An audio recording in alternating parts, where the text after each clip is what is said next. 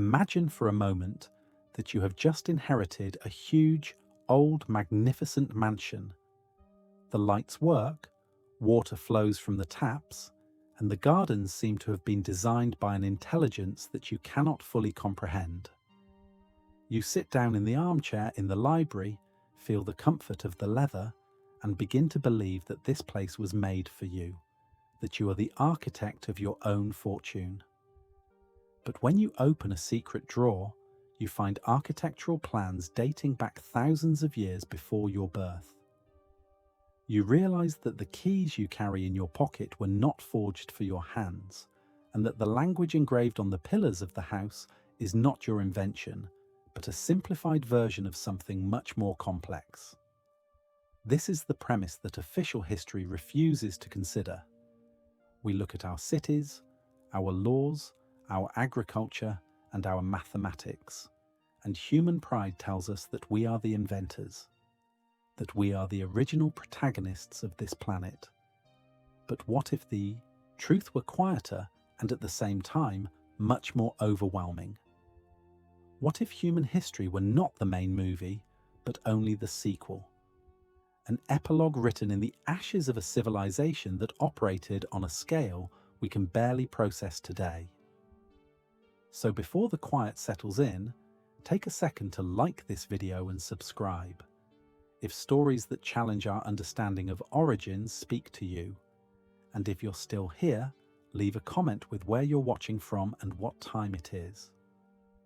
Welcome to Chapter 1 of our new reality. Today, we cease to be the masters to recognize that we are only the caretakers. We are living in the shadow of the Anunnaki. To accept that we are a sequence, we need to look at what came before. Where does the fossil record end and the administrative protocol begin? If we travel to the sands of what we now call Iraq, diving into the layers of soil that hold the secret of Mesopotamia, we will find the Weld-Blundell Prism, the famous Sumerian King List. This artifact is not a book of fairy tales.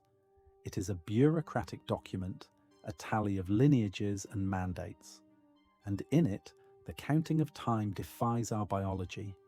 The list states, with the coldness of a tax report, that before the Great Flood, royalty came down from heaven. It describes 8 kings who ruled for a total of 241 years. Alulim, the first, reigned for 28,800 years in Eridu. Modern historiography calls this mythology. They say these numbers are symbolic, exaggerations of ancient scribes. But why would a civilization so obsessed with mathematical precision, which gave us the division of time into 60 minutes and the circle into 360 degrees, lie only about the length of reigns? What if these numbers are literal? If they are real, then our human era, which barely covers 6,000 years of written history, is nothing more than a sigh at the end of a very long day. We are the newcomers. We are the heirs to an operating system that was already running perfectly long before the first hominid learned to polish a stone. Living in the shadow of the Anunnaki means understanding that the foundations of our existence, the seed of wheat, the domestication of animals, the mapping of the heavens, were not discovered by trial and error. They were delivered. They were protocols for restoration after the cataclysm that nearly erased the gods' footprint on Earth. Science tells us that the Neolithic revolution was a spontaneous leap. Suddenly, in geological terms, man went from being a hunter-gatherer to becoming an agricultural engineer. But forbidden archaeology suggests otherwise. We did not invent agriculture. We received the seeds and planting schedule from those who needed workers to sustain the Earth archives. Look at the megalithic structures scattered across the globe. The pyramids of Giza, the walls of Sacsayhuaman, the temples of Baalbek. We are taught to see them as the pinnacle of early human achievement. But look closer. Look at the precision that defies bronze and copper. What if These were not original human constructions, but restorations of Anunnaki bases.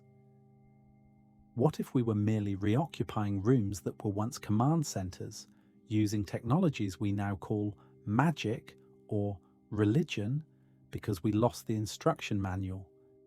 What happens to a society when it discovers that it is a secondary version of itself? When we realize that the secret war for the human archive is not about who controls the future, but about who holds the passwords to the past. The 12th planet is not just a celestial body in an eccentric elliptical orbit.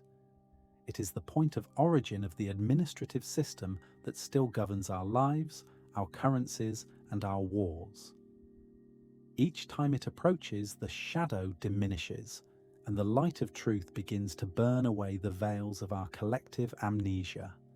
In this documentary, we will not only explore ruins, we will explore your genetic code. We will decipher why your brain has capabilities you do not use, and why your soul feels an inexplicable longing for a home that is not this planet. Get ready. The time of protected ignorance is over. You are not just watching a video, you are accessing the activation protocol of your own legacy. Human history is the sequel, and the original movie is about to start again. Imagine for a moment that you wake up in a magnificent city. The lights are on, the water system functions perfectly, bridges connect continents, and skyscrapers touch the clouds. You walk through the streets and feel the pride of belonging to a species capable of such engineering. You look at your hands and think, "We did this. We are the architects." But what if I told you that you are suffering from a collective amnesia? What if I told you that you didn't build this mansion, you merely inherited it? Imagine that while exploring the basement of this city, you find machines you don't understand, codes engraved into the foundations that your science can barely translate, and evidence that the original blueprint was infinitely more ambitious than the simplified version you live in today. This is the discomfort that official history tries to hide under layers of dust and academic dogma. The fact that humanity, as we know it, is not the main feature. We are the sequel. We are Chapter 2 of a book whose first pages were violently torn out. We are told that we are the pinnacle of evolution, that we came from caves, polishing stones, until we reached silicon and the stars in a straight ascending line. But this narrative has catastrophic flaws. Why are the oldest structures on our planet the hardest to replicate? Why is it that the further we go back in time, the more we find a precision that defies the logic of bronze tools? The truth is that we live in a second-hand world. We use calendars we didn't invent. We follow divisions of time, the 60 seconds, the 60 minutes, that were handed to us fully formed by a civilization that was already operating on a global scale when modern man barely knew how to start a fire. We are not the inventors. We are the users of an ancient operating system, a system designed by those the Sumerians called the Anunnaki, those who descended from heaven to earth and engineered the infrastructure of our reality. When you watch a sequel in a movie theater, you assume there is already an established universe, defined laws, and characters that came before. This is exactly how we should look at our civilization. Agriculture was not a gradual discovery. It was a survival protocol handed down. The laws of governance were not a social consensus. They were administrative orders. We are living in the shadow of the Anunnaki, occupying the bases, the temples, and the trade routes they established thousands of years before the first human king ever received a crown. They were the masters of planetary logistics. They mapped the gold, diverted the rivers, and crossed the genes. And then, for reasons that official history prefers to call mythology, They withdrew into the shadows, leaving the keys to the mansion in our unprepared hands. This video is not about aliens in flying saucers. It is about inheritance. It is about the shock of discovering that the ground you walk upon holds memories of a technology that your modern mind still cannot process. Over the next 35 minutes, we are going to step through the veil. We will look at circular saw marks on 12,000-year-old stones.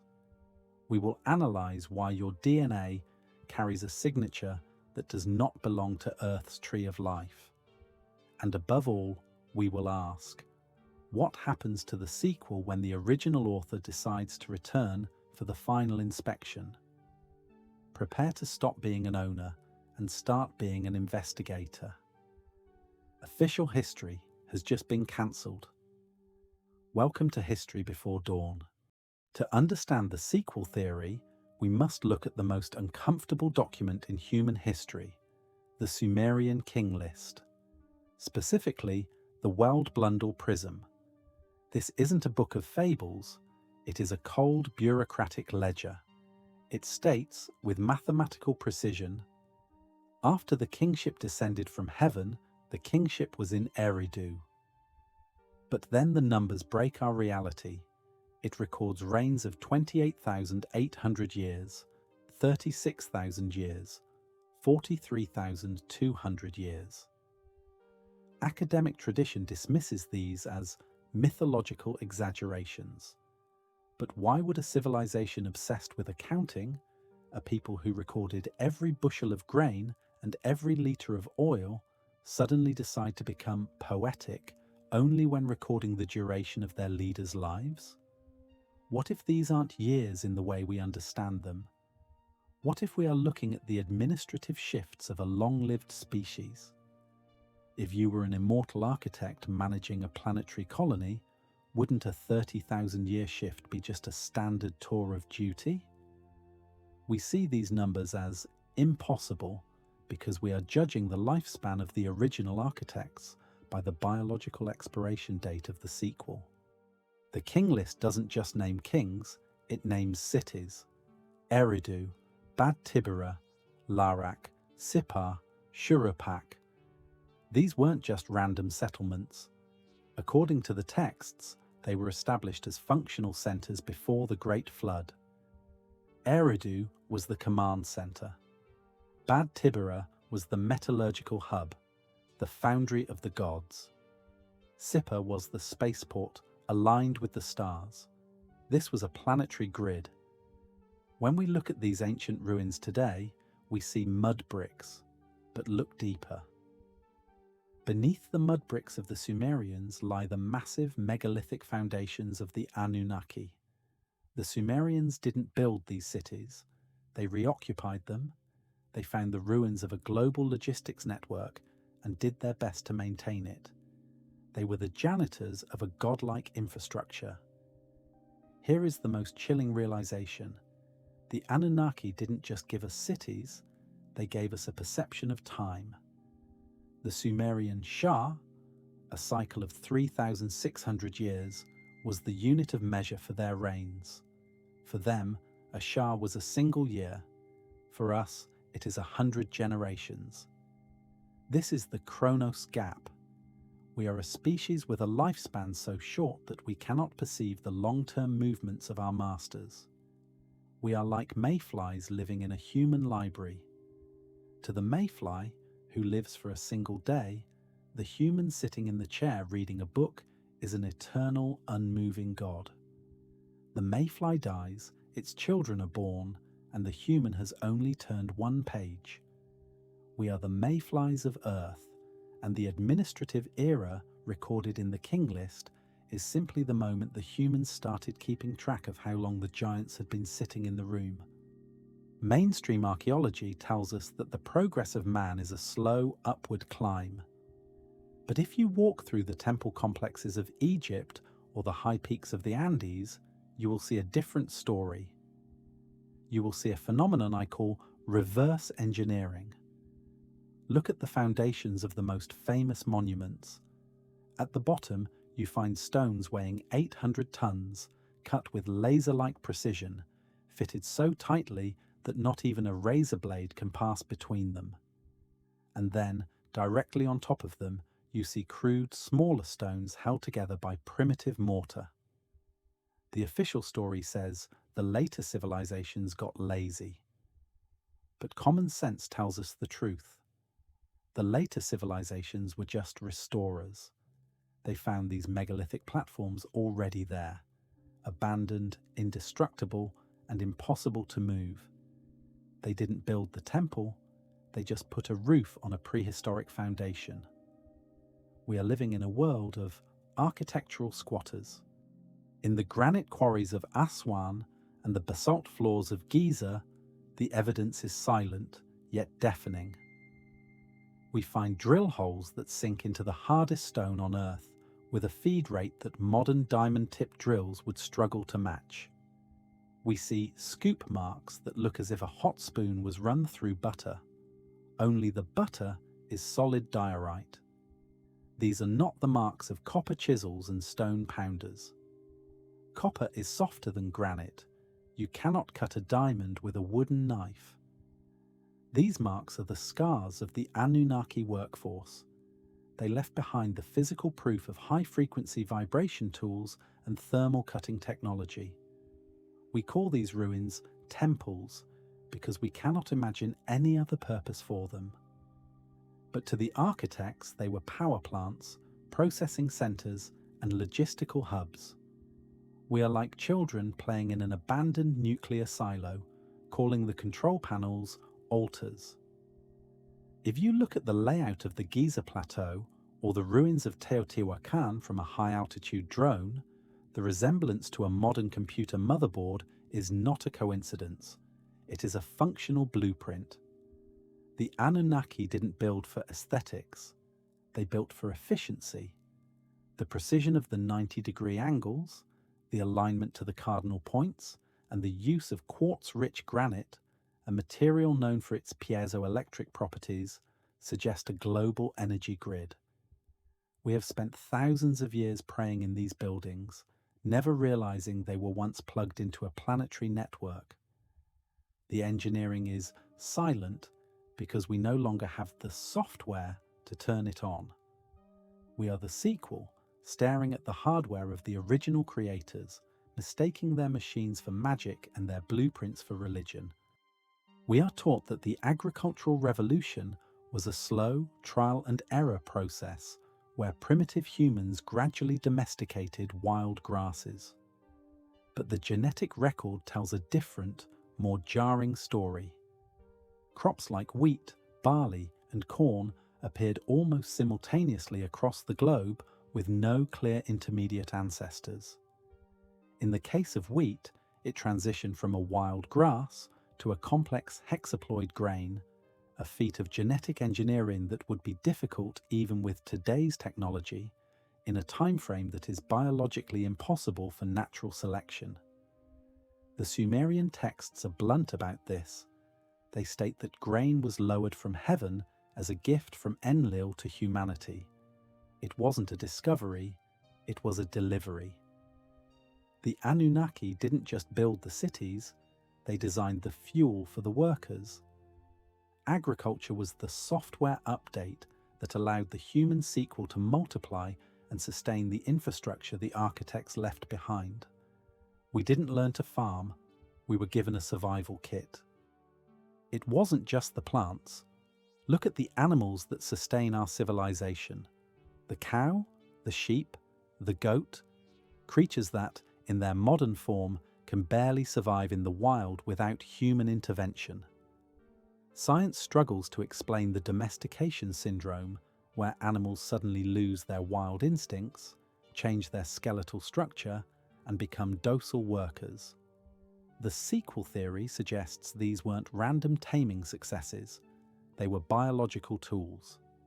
The Anunnaki needed a workforce, and that workforce needed protein and labor. They modified the local fauna to fit the administrative needs of the colony. When you look at a plough being pulled by an ox, you aren't seeing human ingenuity, you are seeing an ancient equipment package still in operation. The animals we rely on are the living hardware of the original creators. The most invisible part of our inheritance is the way we organize our lives. Why is a circle 360 degrees? Why is an hour 60 minutes? Why do we track 12 months in a year? These aren't natural numbers. They are part of the sexagesimal system, the base 60 math of the Anunnaki. This system is mathematically perfect for tracking orbital mechanics and planetary cycles. We use this math every single day to navigate our world, never questioning where it came from. We are running on a social operating system that was programmed into our ancestors thousands of years ago. We are a civilization of users who have forgotten the programmers. We are the sequel, living out a script of time and labor that was written before our species even knew how to write. If we are a sequel, then the most undeniable proof shouldn't be found in the dirt of Mesopotamia, but in the marrow of our bones. Mainstream biology points to a slow, accidental evolution, but our genetic code contains a smoking gun. Human chromosome 2 is a mathematical anomaly. It is the result of a head-to-head fusion of two ancestral chromosomes that remains unique to the human lineage. It didn't happen over millions of years. It happened in a sudden, violent edit.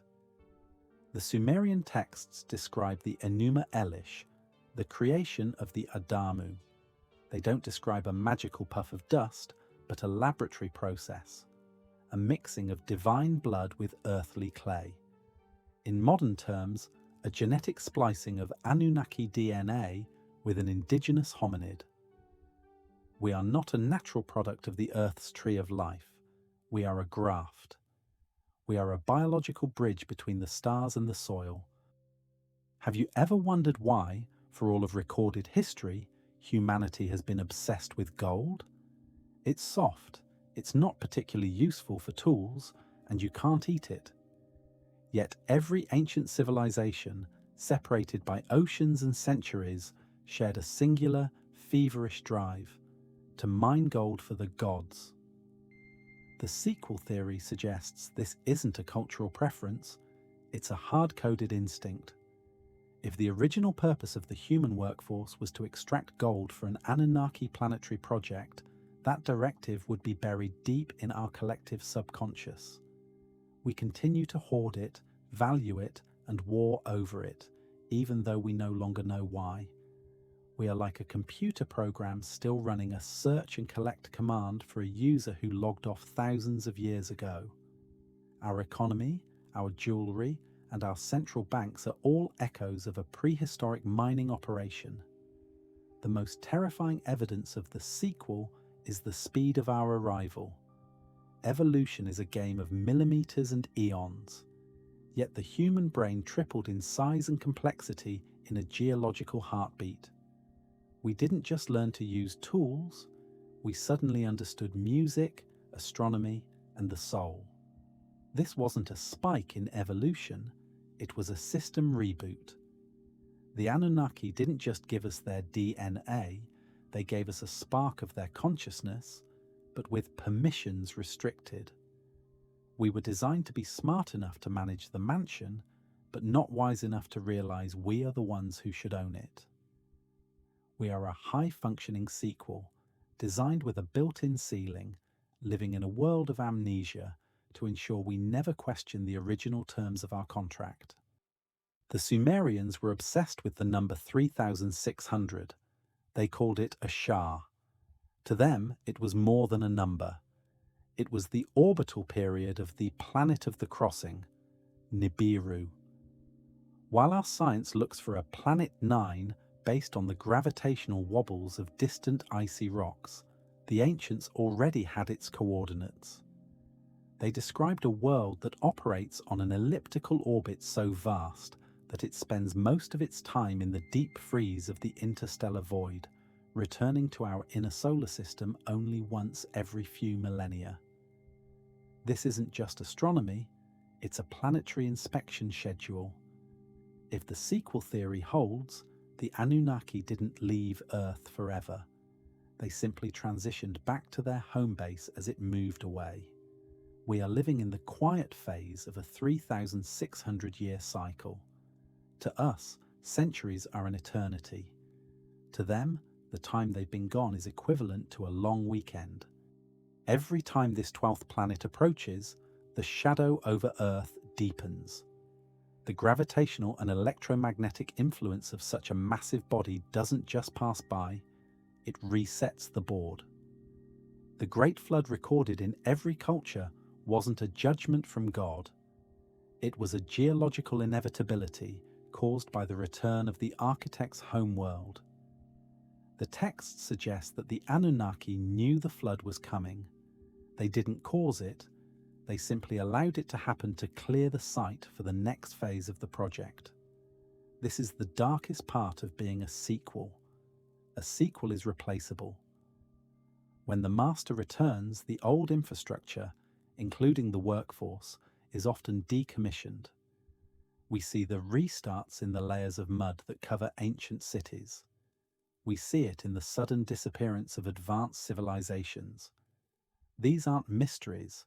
They are the end-of-season cleanups before the next 3,600-year cycle begins. Are we approaching the end of the current cycle?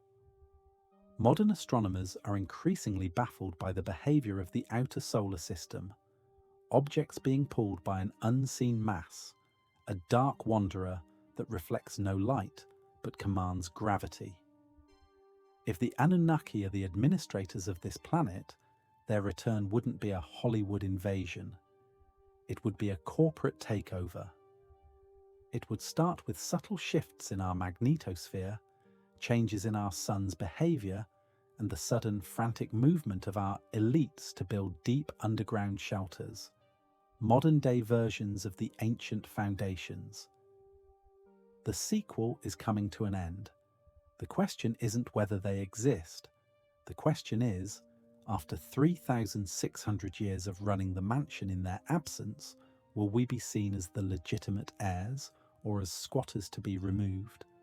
We have spent this journey looking at the cracks in the wall, the scars in the stone, and the anomalies in our own blood. The evidence suggests a singular, staggering truth. We are not the masters of this world. We are the caretakers of a legacy we didn't create. But this realization brings us to a crossroads, the sovereignty crisis. For thousands of years, we have played the role of the human sequel, waiting for instructions, praying to silent skies, and mining gold for masters who walked away. We have lived in a state of perpetual childhood, stunted by a history that was deliberately kept in the dark. But a funny thing happens to a sequel that is left alone for too long. It begins to develop its own soul. It begins to rewrite the script. The Anunnaki may have designed the hardware of our bodies and the foundations of our cities, but they did not account for the human spirit. We have taken their software of labor and turned it into art. We have taken their administrative math and used it to find our own way back to the stars. The amnesia is ending. When you look at the Great Pyramid now, you don't see a mystery, you see a reminder. When you look at your own reflection, you don't see a slave species. You see a biological masterpiece that has outgrown its original purpose. The greatest fear of any architect is that the building will one day stand on its own, no longer needing the scaffolding. We are that building. We are the sequel that has become the main event. The cycle of the 12th planet may be returning. The owners may be approaching the gates of the mansion, but they will not find the same Adamu they left in the dust of Mesopotamia. They will find a species that has decoded its own DNA, a species that has mapped the same stars they once called home. We are no longer just living in the shadow. We are stepping out of it. The next time you look at the night sky, don't look for your masters. Look for your equals. Because the only difference between a god and a human is the memory of who built the world. And today, we finally remember.